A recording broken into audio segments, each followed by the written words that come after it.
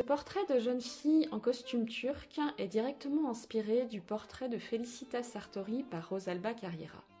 Même si la qualité de la copie est loin d'égaler l'original, ce petit portrait démontre l'influence de cette pastelliste de renom et l'évolution de la tradition du portrait au XVIIIe siècle, notamment avec la technique du pastel.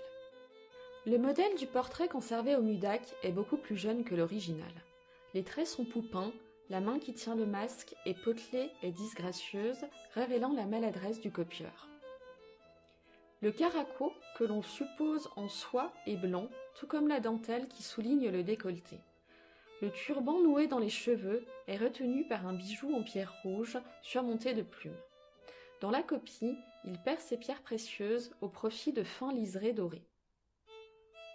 De même, les boucles d'oreilles en perles, en forme de gouttes, complètent la parure, tout comme le tour de cou, absent du portrait d'origine. Le bleu de la veste est plus dur et parsemé de motifs hachurés blancs, gris et noirs.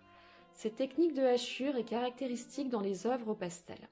Les hachures permettent de donner du relief à la composition, tant par l'intensité des traits que par la variation des couleurs utilisées.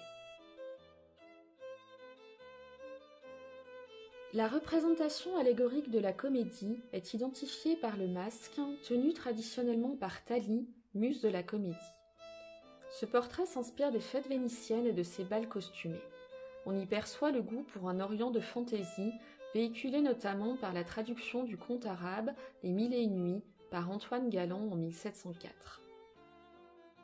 Cette image d'un Orient sensuel et rococo inspire les artistes occidentaux tels que Jean-Auguste Dominique Ingres ou Eugène Delacroix. D'origine vénitienne, Rosalba Carriera séjourne à Paris un peu plus d'une année, de mars 1720 à avril 1721. À l'initiative de Pierre Crozat, célèbre collectionneur, la présence de l'artiste en France participe sans conteste au succès et à l'expansion du portrait au pastel.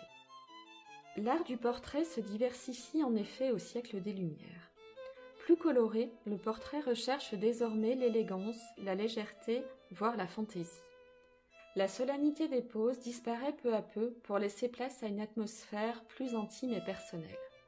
Les traits de caractère du modèle sont observés par l'artiste qui se concentre sur le visage, les expressions, le sourire, le regard.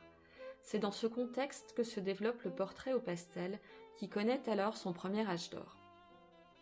Figure de cet âge d'or, avec Maurice Quentin-Latour, Rosalba Carriera reçoit de nombreuses commandes.